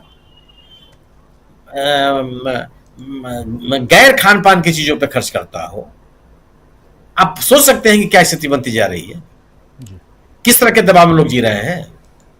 उपभोक्ता वस्तुओं की खपत घटती चली जा रही हो, लोगों में घरेलू संचय की क्षमता खत्म होती चली जा रही हो, बचत की क्षमता खत्म होती जा रही हो, वह हमेशा चिंतित रहता हो कि शिक्षा के लिए, स्वास्थ्य के लिए उसको कितने रुपए खर्च करने पड़ सकते हैं, इसका कोई अंदाजा नहीं है। किस तरह का समाज बना रहा है। और निश्चित रूप से सरकार की नीतियां, सरकार के कार्यक्रम, सरकार की योजनाएं ही उसको राजनीतिक लाभ या राजनीतिक नुकसान पहुंचाती है। भारतीय जनता पार्टी राहुल गांधी पर भले ही राजनीति करने का आरोप लगा रही हो, लेकिन राजनीति का एक बहुत ही खराब पहलू खुद प्रस्तुत कर रही हो। एक संवैधानिक पद पर बैठे मोदी, इसलिए बहुत लोग उम्मीद करते हैं। लोग कहा जाता है भाई हम और आप उनके लोकप्रियता से इनकार नहीं कर सकते, लेकिन वो लोकप्रियता किस काम की जब आप संवाद ही नहीं काम करने के लिए तैयार है, बात ही करने के लिए तैयार नहीं है। अगर आप उस राज्य विशेष के लोगों से कोई पहल करने के लिए तैयार नहीं है। निश्चित रूप से आज के समय में जब एक बहुत संघर्ष की स्थिति बनी हुई है देश के एक राज्य में, और बड़ी संख्या में छात्र और युवा आंदोलित हैं, सड़कों पर हैं, वो नीट की परीक्षा को लेकर के, ऐसे में प्रधानमंत्री के द्वारा देश में रह करके इस वर्ग से संवाद कायम करना, उनको आश्वस्त करना और उनमें सुरक्षा का भाव जागृत करना, ये पहली प्राथमिकता होनी चाहिए थी। जी बिल्कुल बिल्कुल, आप सही कह रहे हैं। देश के देश में संवाद स्थापित करें युवाओं का। अभी आज ही नीट पर, अब आज से ही, आज 8 तारीख है और आज से जो कोर्ट्स हैं और खासकर सुप्रीम कोर्ट एक समर वेकेशन के बाद आज से काम करना शुरू कर दिया है और सुप्रीम कोर्ट में आज सीजेआई की अध्यक्षता में नीट पर सुनवाई हुई है और अब सीबीआई से जवाब मांगा गया है। समय लगेगा, 1 सप्ताह का समय दिया गया है, लेकिन बहुत कुछ अब कोर्ट से भी आना है, उसका भी इंतजार कीजिए। अरविंद केजरीवाल का केस और बाकी बहुत सारे केसेस पे अभी सुनवाई होनी है, ईवीएम का मामला भी है, बहुत कुछ। अब चूंकि कोर्ट अब आज से पूर्ण रूपेण काम करना शुरू कर चुका है तो उधर भी है और कल 9 तारीख है और अभी प्रशांत टंडन जी बता भी रहे थे कि 1 महीने पूरे हो जाएंगे कल 9 तारीख को नरेंद्र मोदी को ओथ लिए हुए प्रधानमंत्री बने हुए। 1 महीने में नरेंद्र मोदी ने क्या कुछ किया, उनकी पार्टी के 100 दिन के जो अगला 100 दिन क्या कुछ करना है उसके बारे में तो बहुत ढिंढोरा पीटते थे चुनाव के वक्त, लेकिन चुनाव के बाद ये 30 दिनों में क्या कुछ हुआ है पहले उसकी रूपरेखा या उसका पूरा का पूरा विवरण दे दें और उसके बाद आगे क्या कुछ होने जा रहा है बाकी दिनों में, 60-70 दिनों में, वो भी सामने आए तो समझ में आए कि हाँ देश किसी दिशा में जा रहा है। लेकिन यहां पर देश में युवा हों, बेरोजगार हों या ऐसे, क्योंकि जो चाहे बाढ़ के कारण न परेशान हो, चाहे वो मणिपुर की घटना के कारण परेशान हो या हाथरस की घटना से परेशानी हुई हो या चाहे परेशानी उधर गुजरात में हुई हो, इन सब परेशानियों की सुध कौन लेगा? सवाल तो पूछा जाएगा। डॉक्टर दीपक पाचपोर जी, जरा आपके पास आना चाहता हूं। क्या हमारे देश की जनता बिल्कुल कुछ भी हो जाए, राहुल गांधी ने हिंदू समाज के बारे में क्या कहा, बीजेपी के बारे में क्या कहा, कि बिल्कुल राहुल गांधी के खिलाफ ये बताने लगे कि जो हो रहा है, जो आपने कहा है वही हूं हम, वही हैं हम, हिंसक है तो हिंसक हैं, वो बताने लगे। तो ये जो चीजें चल रही हैं, जरा इसका विश्लेषण जरूरी है, यहां से आगे की तस्वीर दिखाई देती है, इसलिए भी पूछ रहा हूं कि बहुत घटनाएं, राहुल गांधी ने बहुत कुछ क्रिएट कर दिया पिछले सप्ताह भर में। जब से संसद की कार्रवाई, उनका पहला भाषण आया है, उसके बाद से आप देखिए राहुल गांधी सेंट्रिक चर्चा क्यों हो रही है। तमाम बड़े मैगजीन्स में देखिए राहुल गांधी से उनके कवर पेज पे छाए हुए हैं। ऐसा क्यों हो रहा है? तीसरी बार तो नरेंद्र मोदी प्रधानमंत्री बने थे, नरेंद्र मोदी को कवर पेज पे छाना चाहिए था। चर्चा राहुल गांधी की क्यों हो रही है? कई अखबारों में राहुल गांधी के ऊपर आर्टिकल्स क्यों लिखे जा रहे हैं? मैगजीन्स क्यों राहुल गांधी को कवर पेजेस दे रहे हैं? यह बात क्या समझ में आ रही होगी नरेंद्र मोदी को? या नरेंद्र मोदी वही जो अभी थोड़ी देर पहले बोल रहा था कि यहां की जनता टेकन फॉर ग्रांटेड, जो भी होगा वोट तो देके ही हमें ही मिलना है और ना मिले लेकिन सरकार हम ही बनाएंगे, यह माना जाए? राजू जी, जो आप कह रहे हैं कि लोग अब क्या टेकन फॉर ग्रांटेड ले रहे हैं, नहीं ले रहे हैं, तो आप देखिए कि लोकसभा में जिस समय ये बात हुई थी और जब उन्होंने कहा, राहुल गांधी ने कहा था कि हिंदुत्व में या जो हिंदू है उसमें हिंसा का कोई स्थान नहीं है और उसको तोड़ मरोड़ कर पेश करने की कोशिश की। कोशिश क्या की, उन्होंने उसको पेश कर ही दिया था और एक तरह से वो जनता को उकसा भी रहे थे प्रधानमंत्री मोदी के, कि उन्होंने कहा कि देश इस बात को नोट करे, देखे। लेकिन देखिए वो बहुत ज्यादा चल नहीं पाया। उसका कारण ये था कि वो जो गुस्सा जो लोगों को दिला रहे थे वो एक तो फैब्रिकेटेड था, वो बहुत ज्यादा चला नहीं। 1-2 जगह पर कुछ हुआ। उसके बाद जो गुजरात में जो बात हुई, गुजरात में जो कार्यालय पे तोड़फोड़ हुई वगैरह सब जो कांड हुआ, वहां के भारतीय जनता पार्टी, बजरंग दल वगैरह के लोगों ने जो पत्थरबाजी वगैरह की, जैसा आरोप लगा रहे हैं राहुल गांधी भी लगा रहे हैं, उससे उसकी बात की ये पुष्टि हुई कि आप लोगों को हिंसक बना रहे हैं। आप हिंदुओं को हिंसक बना रहे हैं, नहीं बना रहे हो एक अलग बात है, लेकिन आप अपने कार्यकर्ताओं को हिंसा के काम में लगा रहे हैं, ये बात तो बड़ी साफ हो गई। लेकिन बहुत जल्दी वो समय आ गया कि अगर राहुल गांधी का भी हिंसा में कोई ऐसा विश्वास होता तो वो क्या मणिपुर जाते तीसरी बार? अभी आप देखिए जिस समय ये सारा मामला जब हो रहा था, ये आज फिर से राहुल गांधी ने कहा कि मोदी को यहाँ पे आना चाहिए। राहुल गांधी ने बात कोई पहली बार नहीं की, लोकसभा में भी कही। उसके अलावा जिस समय पिछले साल 2023 में जब ये मामला हुआ था तो जून के महीने में वहां की जो राज्यपाल है जिनसे आज मिले हैं राहुल गांधी, अनुसुईया उइके, उन्होंने प्रेस कॉन्फ्रेंस की थी। मुझे लगता है कि भारतीय जनता पार्टी के इस 10 साल में पहला कोई ऐसा राज्यपाल होगा जिसने अपनी ही सरकार के खिलाफ या उस पर टिप्पणी करती हुई कोई प्रेस कॉन्फ्रेंस की थी।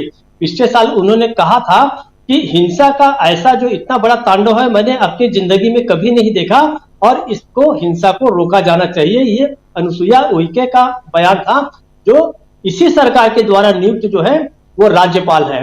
दूसरी बात, मार्च में राजीव जी आपको याद होगा कि मणिपुर मार्शल आर्ट का MMA ऐसा कुछ संगठन है जिसमें वहां के चुंगरेंग नाम के एक खिलाड़ी ने, चुंगरेंग कोरियन मणिपुर का खिलाड़ी है, उसने वो चैंपियनशिप जीती थी और उसने जब मेडल लिया था, मेडल के साथ रोते रोते उसने कहा था कि मोदी जी एक बार तो आप मणिपुर आ जाइए, आप देखिए यहाँ की हालत क्या है, यहाँ ये हाल हो गया है कि बच्चे पढ़ नहीं पा रहे हैं, यहाँ पर बिजली नहीं है।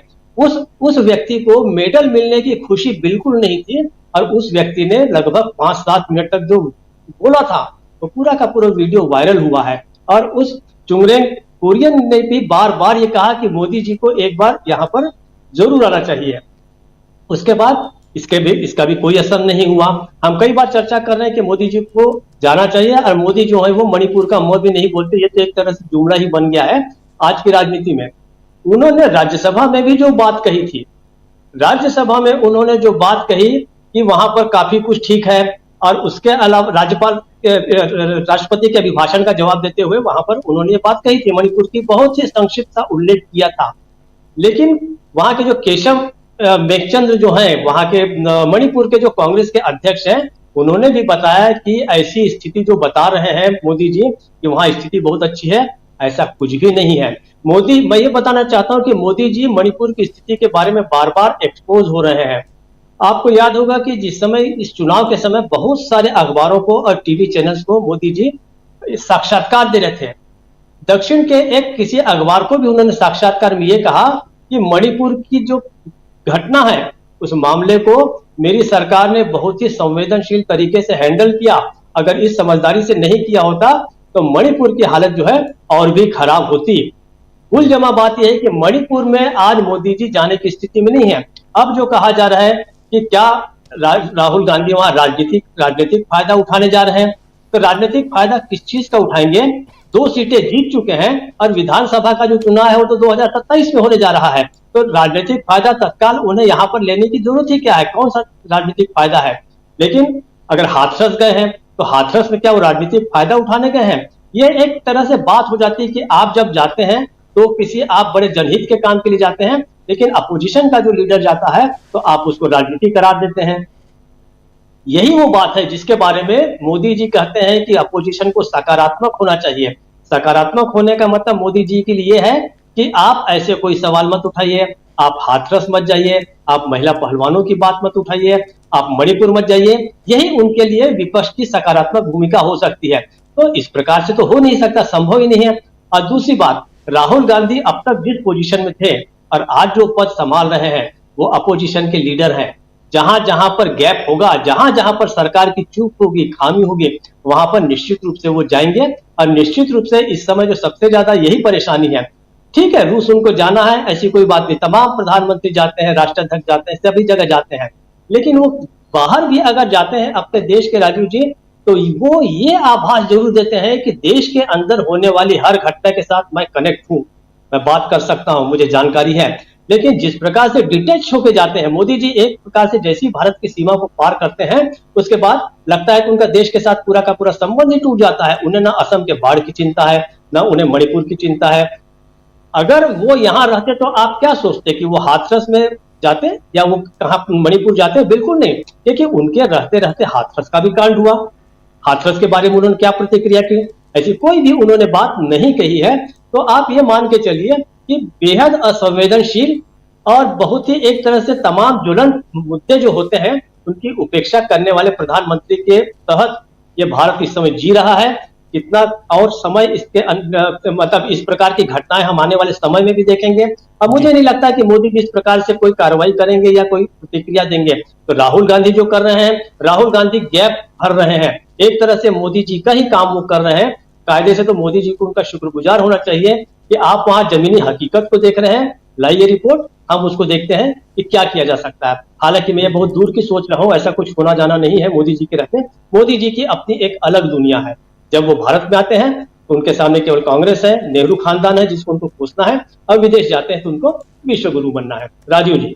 जी बिल्कुल बिल्कुल, विदेश में क्या बनेंगे क्या नहीं वो तो बाद की बात है, लेकिन नरेंद्र मोदी चाहे मणिपुर हो या हाथरस हो, ऐसी बहुत सारी घटनाएं जिस पर ट्वीट तक नहीं करते हैं, ये दुखद है। संदेश खाली जाते हैं क्योंकि चुनाव से पहले इस घटना को एक्सपोज किया जाता है। जो कुछ संदेश खाली में हुआ और जो कुछ वहाँ से बाद में समझ में आया, बाद में बहुत सारी चीज़ें जो हैं वो सामने आई, आप सब अच्छी तरह से जानते हैं, लेकिन संदेश खाली जाते हैं, मणिपुर नहीं जाते हैं। महिलाओं को लेकर, और महिलाएं पहलवान जो हैं वो बैठती हैं यहाँ थोड़ी सी दूरी पे संसद भवन से, 500 मीटर की दूरी है, 700 रख लीजिए, 1 किलोमीटर रख लीजिए ज़्यादा से ज़्यादा, हालांकि इतना भी नहीं है, लेकिन उनकी सुध लेने की चिंता नहीं रहती है। तो ये सब कुछ एक्सपोज्ड है, यहाँ कुछ बताने की ज़रूरत नहीं है, और इस पर कितनी चर्चा की जाए वो सारी बातें शायद अगर कहें तो समय की बर्बादी होगी, ये कह सकते हैं। अमलेंदु उपाध्याय जी, जल्दी से आपके पास आना चाहता हूं, फिर शकील अख्तर जी के पास एक बार फिर से आऊंगा। अमलेंदु जी, लेकिन इन सब के बीच अब राहुल गांधी 13 और 14 तारीख को महाराष्ट्र जाने वाले हैं, और महाराष्ट्र का जिक्र जब आता है तो परेशानी नरेंद्र मोदी की भी, उनकी पार्टी की भी, और छीनी हुई जो उनकी सरकार है सबकी बढ़ जाती है। और अब यहां से जो सियासत है, जो राजनीति है, उसमें नया घमासान जरूर देखने को मिलेगा। महाराष्ट्र से लेकर दूसरे जो राज्य हैं, 2 राज्य और जहां पे चुनाव, 3 राज्य और जहां चुनाव होना है, लेकिन महाराष्ट्र क्यों इतना इंपॉर्टेंट है? क्यों यहां से एक्सपोज होते हुए नरेंद्र मोदी या उनकी पार्टी या उनकी सियासत यहां नजर आती है? राजीव जी, महाराष्ट्र असल में बहुत ज्यादा अब हॉट केक बन गया है, और राहुल गांधी पहुंचेंगे तो उसके बाद और भी ज्यादा वो हॉट केक बन जाएगा।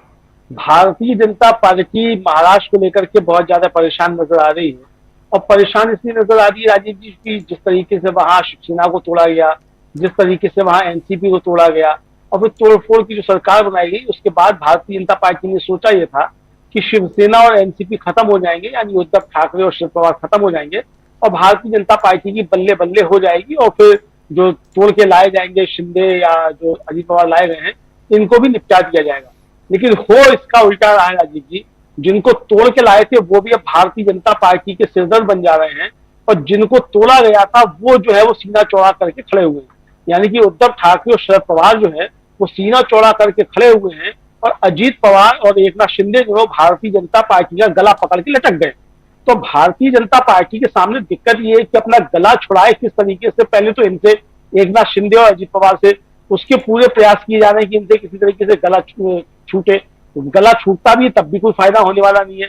अब कुल मिलाकर के बीजेपी के सामने स्थिति ये है कि जिस तरीके से एक तो लोकसभा में जबरदस्त तरीके से हार हुई है, ये संदेश साफ गया महाराष्ट्र की तरफ से कि महाराष्ट्र की जनता ने भारतीय जनता पार्टी के जो क्रियाकलाप थे उनको अच्छी नजरों से नहीं देखा, और भारतीय जनता पार्टी को एक तरीके से दंडित किया कि आपने जिस तरीके से तोड़फोड़ की वहां शिवसेना में और एनसीपी में, उसका दंड भारतीय जनता पार्टी को महाराष्ट्र की जनता ने दिया। और ये अब दंड जो आधा दंड अभी मिला है वो दंड पूरा होगा जब महाराष्ट्र के चुनाव आएंगे विधानसभा के, उसमें जब भारतीय जनता पार्टी को दंडित करेगी जनता, तब पूरा दंड जो है वो पूरा होगा। तो भारतीय जनता पार्टी अभी से बेचैन इसलिए है और ताजा ये खौफ में है कि महाराष्ट्र की जनता वहां क्या दंड देने जा रही है, इसको लेकर के है। एक तरफ छुटकारा भी चाहते हैं एकनाथ शिंदे और अजित पवार से, और दूसरी तरफ अगर ये सोचते हैं कि अगर इनसे छुटकारा पाने की हम अपनी तरफ से कोशिश करते हैं तो अभी तो हमारे दुश्मन जो है वो तैयार खड़े हुए इंडिया झुंडन के रूप में, ये 2 शत्रु और तैयार हो जाएंगे फिर। तो अब भारतीय जनता पार्टी ये तय ही नहीं कर पा रही है कि उसको इनके साथ किस तरीके से जाना है या इनसे अपना पीछा छुड़ाना है। देवेंद्र फडणवीस का जो कल बयान था राजीव जी कि पार्टी मतलब जो अंदर के लोग हैं, मतलब मायावती के लोग हैं, वो एक दूसरे के खिलाफ जो है बातें ना करें, जो इनका आया था मीडिया में कि इससे गलत संदेश जाता है, तो ये कहने को मजबूर देवेंद्र फडणवीस को क्यों होना पड़ रहा है? जाहिर सी बात है कि वो देवेंद्र फडणवीस भी अच्छे तरीके से समझ रहे हैं कि स्थिति बहुत ज्यादा खराब है, और अभी से जिम्मेदारियां जो ये इसके लिए शुरू हो गई हैं कि हार जब होगी विधानसभा चुनाव में तो किसके ऊपर जिम्मेदारी डाली जाएगी, उसकी भूमिका जो है वो तीनों पार्टियां कर रही, यानी एकनाथ शिंदे की शिवसेना, अजित पवार की एनसीपी और भारतीय जनता पार्टी, ये तीनों इस बात की तैयारी कर रहे हैं कि जब हारेंगे विधानसभा के चुनाव में तो हार का ठीकरा किसके सिर फोड़ा जाना है। तो ये एक दूसरे के ऊपर हार का ठीकरा फोड़े जाने के लिए तैयारी कर रहे हैं। लेकिन शायद हो सकता है देवेंद्र फडणवीस ये चाहते हो कि हार का ठीकरा फूटे, तो ये ना हो कि किसी एक के ऊपर आए तो कुछ बचाने की अभी से कोशिश कर रहे हो, या ये संदेश देना चाहते हो कि हम अभी जो है हारे नहीं है और चुनाव में जा रहे हैं और हम मजबूती के साथ खड़े हो, ये संदेश देना चाहते हो कि हारने से पहले ही हार ना मान ली जाए, जनता में ये संदेश न चला जाए कि ये तो चुनाव लड़ने से पहले ही हार गए। तो ये जो संदेश जा रहा है महाराष्ट्र से, इसको लेकर के बीजेपी परेशान है। तो इसलिए घमासान राजनीति जो है वो राहुल गांधी जब पहुंचेंगे तो और बढ़ेगा, क्योंकि राहुल गांधी जो महायुति के अंदर फ्रैक्शंस हैं उनको जाकर के और चौड़ा करके आएंगे और इंडिया गठबंधन की मजबूती को और साबित करके आएंगे कि इंडिया गठबंधन किस तरीके से मजबूत है, और महाराष्ट्र के चुनाव में इंडिया गठबंधन एकजुट होकर के चुनाव में जा रहा है। तो भारतीय जनता पार्टी की यही परेशानी है, और घमासान जो बचा हुआ है सियासत में, खासतौर से महाराष्ट्र की सियासत में, उसके पीछे राजनीति मुझको यही कारण नजर आता है। जी शकील जी, इंडिया गठबंधन की बात हो रही है और चुनाव से पहले इंडिया गठबंधन जब बना तो कहा गया कि ये लोकसभा चुनाव के लिए है, लेकिन अब वो धीरे धीरे आगे बढ़ता हुआ दिखाई दे रहा है। हालांकि महाराष्ट्र में पहले से गठबंधन है, बिहार में पहले से गठबंधन है और झारखंड में पहले से गठबंधन है। क्या आपको लगता है कि अभी भी इंडिया गठबंधन के तहत ही सब कुछ हो रहा है? आने वाले समय में ये गठबंधन और मजबूत होगा, क्योंकि दो नेता बहुत मजबूती के साथ इंडिया गठबंधन की बात कर रहे हैं, आप बेहतर और बताएंगे। और सदन के अंदर बात करते हुए नजर आए राहुल गांधी कि इंडिया गठबंधन गुजरात में हराने जा रहा है, और दूसरी तरफ आप देखिए तो इधर उत्तर प्रदेश में अखिलेश यादव इंडिया गठबंधन का जिक्र बार बार करते हैं। तो क्या ये जो गठबंधन है अब आगे की रणनीतियों के साथ साथ आगे की सियासत में एक साथ नजर आता हुआ दिखाई देता है? क्या यहाँ से अगर ये साथ रहते तो मुश्किलें बढ़ेंगी, साफ दिखाई देता है, लेकिन क्या मतलब नरेंद्र मोदी और उनकी पार्टी की मुश्किलें, क्या यहाँ इंटैक्ट नजर आता है इंडिया गठबंधन, या लोकसभा चुनाव बीता और अब अपने राह जहां गठबंधन है पहले से वो गठबंधन साथ साथ चल रहा है? क्या कुछ है, जरा चूंकि आप नजदीक से देखते हैं इसलिए भी। देखिए राजीव जी, ये जो सफलता है ये इस एकता के कारण ही है, और इसको इंडिया गठबंधन के सभी घटक दल समझ रहे हैं। अगर ये इंडिया गठबंधन नहीं बनता तो आज जो स्थिति आई है, नरेंद्र मोदी 240 पे रुक गए हैं, क्या यह संभव था? मुश्किल है। तो इस बात को सारे के सारे इंडिया गठबंधन के जितने भी घटक हैं, जितने भी नेता हैं, सब जानते हैं कि अगर हम एक रहेंगे तो अभी आने वाले जो राज्यों के चुनाव हैं उसमें हम बहुत अच्छा प्रदर्शन करेंगे, और अच्छा ही नहीं बल्कि हरियाणा तो लगभग जीता हुआ माना जा रहा है, महाराष्ट्र की भी यही स्थिति है, लगभग जीती हुई मानी जा रही है। जम्मू कश्मीर में चुनाव करवाने से अभी भी केंद्र सरकार यानी कि भाजपा हिचक रही है, अभी भी उसकी हिम्मत नहीं पड़ रही है कि वो करवाए। 4 सितंबर सुप्रीम कोर्ट की डेट है, सुप्रीम कोर्ट ने कहा था कि इससे पहले चुनाव करवाए, लेकिन उसके लिए वो रोज नए बहाने गढ़ रही है कि अभी स्थितियां ठीक नहीं है, अभी जो है आतंकवाद की स्थिति ऐसी है, अभी ये अटैक हो गया। तो अभी भी जो है बीजेपी चुनाव लड़ने के लिए या चुनाव करवाने के लिए वहां तैयार नहीं है, क्योंकि मोदी जी ये मानते थे कि मेरे पास ये पहला मौका है, या आखिरी भी कह सकते हैं, जब मैं जम्मू कश्मीर में बीजेपी की सरकार बना लूं। लेकिन जम्मू जहां से उन्हें उम्मीद थी और जहां उन्होंने सीटें बढ़वा ली नए परिसीमन के बाद, वहां पे भी बीजेपी के खिलाफ स्थितियां हैं। अभी जो 2 सीटों पे चुनाव हुआ था जम्मू में, कांग्रेस हारी जरूर मगर लाख के करीब वोटों से ही। ऐसा नहीं है कि बहुत बुरी तरह हारी हो, बहुत अच्छा मुकाबला किया वहां कांग्रेस ने। और कश्मीर के अंदर तो सबको मालूम है कि बीजेपी चुनाव लड़ने की हिम्मत ही नहीं दिखा पाई। 3 सीटों पे बीजेपी ने कोई उम्मीदवार ही खड़े नहीं किए। तो इसलिए जिस इंडिया गठबंधन की बात है, वो इंडिया गठबंधन अभी एकता है उसमें और मजबूती के साथ खड़ा हुआ है। देखिए कश्मीर में एक स्थिति ऐसी आई थी कि महबूबा को और नेशनल कॉन्फ्रेंस को आपस में लड़ना पड़ा अनंतनाग सीट पे, लेकिन उससे इंडिया गठबंधन कमजोर नहीं हुआ। आपने यूपी की बात करी है, तो यूपी ने तो सबसे अच्छे रिजल्ट दिए हैं, और ये गठबंधन के कारण ही है। अखिलेश यादव इसको अच्छी तरह समझते हैं। सबसे बड़ा दल यूपी में आज जो है लोकसभा चुनाव में अखिलेश यादव का है। सपा जीत के आई है 37 सीटें, 37। तो अखिलेश यादव के लिए इससे बड़ी बात और क्या होगी। तो अखिलेश यादव वहां पे उसको और मजबूत करेंगे। और जहां तक महाराष्ट्र का सवाल है, जहां आपने बताया कि राहुल गांधी जा रहे हैं, तो महाराष्ट्र इस बार जो है, जो बीजेपी ने वहां तोड़फोड़ की है, शिंदे के शिवसेना में तोड़फोड़ की, शरद पवार में तोड़फोड़ की, तो इसका जो है वहां के लोगों में बड़ा खराब असर है। आज भी वहां पे सबसे बड़े नेता के रूप में उद्धव ठाकरे हैं और उद्धव ठाकरे के प्रति वहां के लोगों में एक सहानुभूति भी है। तो अब जो महाराष्ट्र में चुनाव होने जा रहा है, वो निश्चित ही रूप से बीजेपी के लिए, या शिवसेना जो टूट के उनके साथ जुड़ी थी, या शरद पवार का एक गुट जो साथ में जुड़ा था, उनके लिए कोई बहुत अच्छी खबर लेके नहीं आएगा। अब देखिए स्थिति आज क्या बन गई है कि राहुल का उपहास उड़ाने से अब बीजेपी को या मोदी जी को कोई फायदा होने नहीं जा रहा है। लोकसभा में एक आखिरी कोशिश उन्होंने और करी, वहां पे राहुल का मजाक उड़ाने की कोशिश करी उन्होंने, राज्यसभा में कहा बाल बुद्धि, लेकिन उससे राहुल पर अब असर होता नहीं है। अब तो स्थिति यह बन गई है कि आपको राहुल का मुकाबला करना पड़ेगा। सिर्फ मजाक उड़ा के, उपहास उड़ा के, उन्हें पप्पू साबित करने की कोशिश करके अब मोदी जी को कोई फायदा होने वाला नहीं है। राहुल एक मजबूत नेता के तौर पे अब स्टेब्लिश हो गए हैं और वो नेता ऐसा है जो लगातार काम कर रहा है, लगातार हर जगह जा रहा है। ऐसे में मोदी जी उसका मजाक उड़ा के उसका मुकाबला नहीं कर सकते हैं। तो इसलिए अब जो है राहुल का मुकाबला आपको आमने सामने करना पड़ेगा, हरियाणा में करना पड़ेगा, महाराष्ट्र में करना पड़ेगा, जम्मू कश्मीर में करना पड़ेगा, हर चुनाव में करना पड़ेगा जी। और यह स्थिति मोदी जी को अब शायद रास नहीं आएगी। पहले तो कहते थे मोदी जी के सामने कौन, अब मोदी जी यही कहेंगे कि मेरे सामने कोई और लाओ भाई। ये राहुल जो है इससे मुकाबला करना अब आसान नहीं है। जी राजीव जी, बिल्कुल आप सही कह रहे हैं, बिल्कुल सही कह रहे हैं। राहुल से मुकाबला करना अब आसान नजर नहीं आता है। जरा जल्दी से डॉक्टर प्रकाश हिंदुस्तानी जी आपके पास आना चाहता हूं। और महाराष्ट्र का जिक्र यहां पे हम कर रहे थे अभी, थोड़ा आपसे भी समझो, महाराष्ट्र को बहुत नजदीक से आप भी जानते हैं। क्या महाराष्ट्र आने वाले समय में एक झटका दे सकता है केंद्र को भी?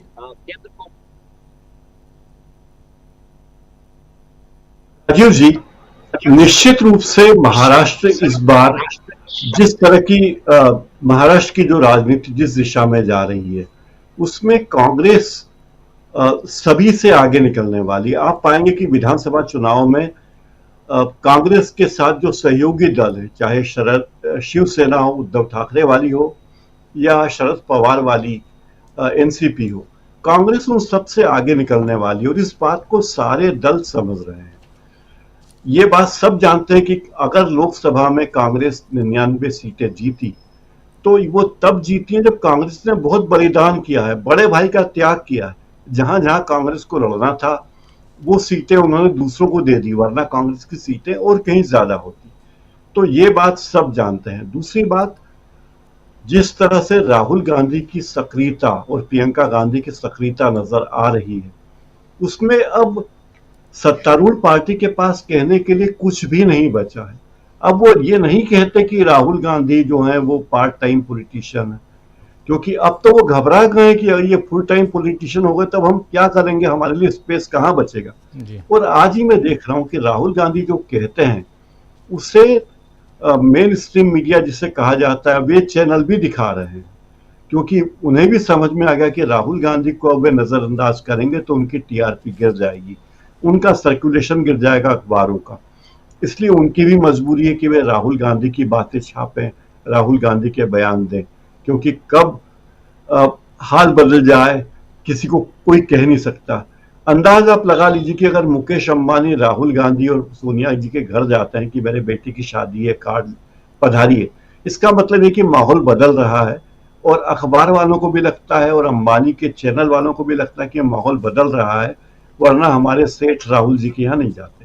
तो बात तो स्पष्ट है, जिस आक्रामकता से राहुल गांधी अभी सक्रिय हैं, नेता प्रतिपक्ष को यही सक्रियता रुचती है, यही छवि उनकी होनी चाहिए। और अब नेता प्रतिपक्ष के रूप में राहुल गांधी जो काम कर रहे हैं वो पूरे देश के सियासत का पूरा खाका तैयार कर रहा है। राहुल का काम कि किस तरह देश की सियासत होनी चाहिए, क्या खाका होना चाहिए, और देर अबेर नरेंद्र मोदी और बीजेपी भी उसी नैरेटिव पे चलेगी, उनके पास कोई विकल्प बचा नहीं है।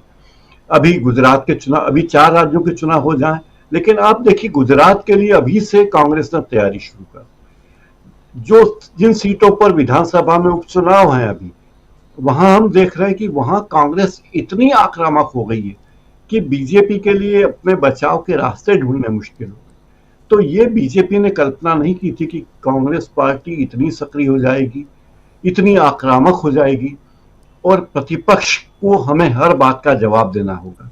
और इसी बात से राजनीति का नया खाका तैयार हो रहा है और राहुल गांधी यहीं पर सबसे आगे बाजी मार रहे हैं। राजीव जी। जी बिल्कुल बिल्कुल, आप सही कह रहे हैं। लेकिन कितना बदला है माहौल, सियासी माहौल, प्रशांत टंडन जी? सियासी माहौल तो देखिए बदला है। तो अभी प्रकाश जी चर्चा कर रहे थे कि मुकेश अंबानी जो है वो सोनिया गांधी को के घर गए जनपद, लेकिन आप ये देखिए कि ये एक ऐसी मिसाल है कि जो बाकी राजनीतिक पार्टियों को और खासकर बीजेपी को देखनी चाहिए कि उद्योगपतियों से संबंध बुरी बात नहीं है। उद्योगपति इन्वेस्ट करते हैं, रोजगार देते हैं, जीडीपी में कंट्रीब्यूट करते हैं। आप बिल्कुल उनके, बेशक आप उनसे दोस्ती का हाथ बढ़ाएं, लेकिन कोई एक सीमा होगी ना। अब मैं मिसाल देता हूं कि कांग्रेस पार्टी का मुकेश अंबानी के साथ जो एंगेजमेंट है उसको अगर आप देखिए कि जिस दिन वो वहां उनको जाना था, राहुल गांधी का लोको पायलट्स के साथ पहले से प्रोग्राम तय था। उन्होंने लोको पायलट का प्रोग्राम मुकेश अंबानी के लिए स्थगित नहीं किया। नहीं ना उसको थोड़ा सा आप वो हो रहे हैं, कंफ्यूज हो रहे हैं। वो दिहाड़ी मजदूरों के बीच उस दिन गए थे, और दिहाड़ी मजदूर राहुल गांधी जब गए वहाँ अलीगढ़ और हाथरस, वहां से लौट के लोको पायलट्स के बीच। तो वो जो दिहाड़ी मजदूरों का कार्यक्रम था उसको मुकेश अंबानी को उन्होंने स्थगित नहीं किया जी। वहां गए, उनकी मुलाकात हुई, और उसके अगले दिन, यानी जिस दिन मुकेश अंबानी कांग्रेस की सबसे बड़ी नेता के घर गए, उसके अगले दिन कांग्रेस पार्टी प्रेस कॉन्फ्रेंस करती है। मोबाइल कंपनियों के बेतहाशा टैरिफ बढ़ाए जाने पर 15 से 20% मोबाइल कंपनी ने टैरिफ बढ़ाया। उसमें पहला नाम वो जियो का लेती है जो मुकेश अंबानी की कंपनी है। क्या आपको पिछले 10 साल में कोई एक मंत्री, बीजेपी सरकार का कोई एक नेता अडानी के किसी प्रोजेक्ट पे सवाल उठाता हुआ दिखाई देता है? हिम्मत नहीं है। ये फर्क है। मोदी जी की तस्वीर इसी जियो के विज्ञापन में छपी थी, आपको याद है, फ्रंट पेज पे। बिल्कुल। लेकिन आप देखिए ना कि अगर मोदी जी के यहाँ मुकेश अंबानी जाते तो किसी बीजेपी नेता की हिम्मत होती कि जियो के टैरिफ बढ़ाए जाने पर वो सवाल खड़ा करता, प्रेस कॉन्फ्रेंस करता? आधिकारिक प्रेस कॉन्फ्रेंस की कांग्रेस पार्टी ने। ये जो है ये पॉलिटिक्स है कि आप इंगेज भी कीजिए उनको एक डिस्टेंस के साथ। और इन्हीं वजहों से राजीव जी, जो जिसको बड़े जोर शोर से कहा गया कि ब्रांड मोदी, जो कि था नहीं कभी, केवल मीडिया का बनाया हुआ था, वो धराशायी हो गया।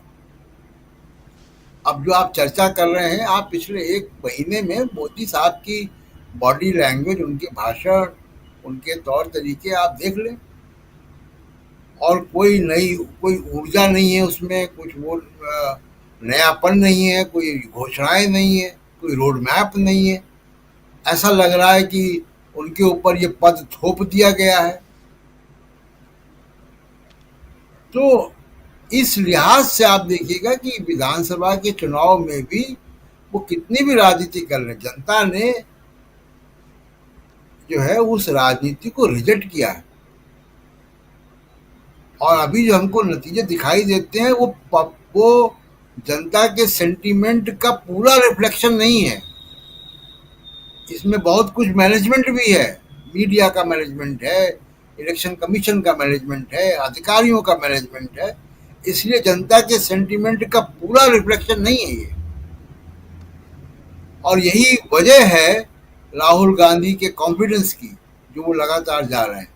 और उन लोगों के ऊपर तमाचा है जो कहते थे Rahul Gandhi full time politician नहीं है, चाहे वो रामचंद्र गुहा जैसे हिस्टोरियन हो या तमाम सारे जो लेखक हैं, कॉलम लिखने वाले हैं, वो लगातार इस बात को कहते रहे कि वो फुल टाइम पॉलिटिशियन नहीं है। तो फुल टाइम पॉलिटिशियन नहीं है, 3 दिन में 5 राज्यों का दौरा कर रहा है वो। और जो फुल टाइम पॉलिटिशियन है उनको ना हाथरस की स्टैम्पीड में जाने का वक्त है, ना मणिपुर जाने का वक्त है। तो देश की राजनीति अब बिल्कुल एक नए दौर में प्रवेश कर चुकी है और इस जनता के मैंडेट की अभी सही व्याख्या जो है वो मोदी जी कर नहीं पाए। और दूसरे कि कांग्रेस को भी इस मैंडेट की व्याख्या करनी चाहिए अपने सहूलियत के लिए कि आपको ये मैंडेट आपकी राजनीति की वजह से मिला है, जो सामाजिक न्याय की राजनीति है, जो संविधान की किताब लेके आप घूमे हैं पूरे इलेक्शन में, जो आपने कहा कि 50% की सीलिंग हम हटा देंगे, 10% EWS से कोटा में बाकी लोगों को भी एंट्री देंगे। ये सामाजिक न्याय की राजनीति अब रिफ्लेक्ट होनी चाहिए आपके टिकट डिस्ट्रीब्यूशन में, पार्टी के पदाधिकारियों में, इन सब में और भाषणों में भी। तो ये कांग्रेस के लिए भी ये एक लर्निंग है इस इलेक्शन की कि आपकी कौन सी पॉलिटिक्स चली है, जो सिक्का चला है उसी को आप उठाइए। जी राजू जी बिल्कुल बिल्कुल। सुनील जी जुड़े हैं हमारे साथ, शायद नहीं जुड़े हैं। जरा क्लोजिंग कमेंट के लिए आना चाहता हूं दीपक जी आपके पास। दीपक जी, बहुत सारी बातें हम कर चुके, राहुल गांधी की गतिविधियां, देश में जो कुछ चल रहा है उस पर, सियासत पे सारी बातें हो रही हैं। ज़रा क्लोजिंग कमेंट के रूप में आपसे समझना चाहता हूं कि यहाँ से जो प्रधानमंत्री नरेंद्र मोदी की जो राजनीति है उसको ज़रा बताइए। राहुल गांधी की राजनीति की बात हम खूब कर रहे हैं, लेकिन नरेंद्र मोदी की राजनीति यहाँ क्या कहलाती है? क्या 2014 या 2019 वाली राजनीति को ही वो आगे बढ़ाते हुए दिखाई देते हैं, या अब यहाँ कुछ चेंज नजर आता है? दीपक जी। जी, मुझे ऐसा लग रहा है कि अब भारत की जो राजनीति है उसने एक ट्रेंड सेट कर लिया है, पकड़ लिया है, जिसमें कांग्रेस और विपक्षी दल जो है, इंडिया जो है, उसे पता चल गया है कि हमें किस प्रकार से इसमें सरवाइव करना है, आगे बढ़ना है और किस प्रकार से सत्ता को पाना है। लेकिन सत्ता पाने के लिए उन्हें अभी कोई बहुत जल्दबाजी नहीं है, ऐसा नहीं कर रहे हैं वो कि बहुत ज्यादा हड़बड़ा रहे हैं। वो बड़े, जिसको कहते हैं कि स्लोली बट स्ट्रिक्टली, धीरे धीरे वो लगातार आगे बढ़ रहे हैं, लगातार नजदीक आते जा रहे हैं।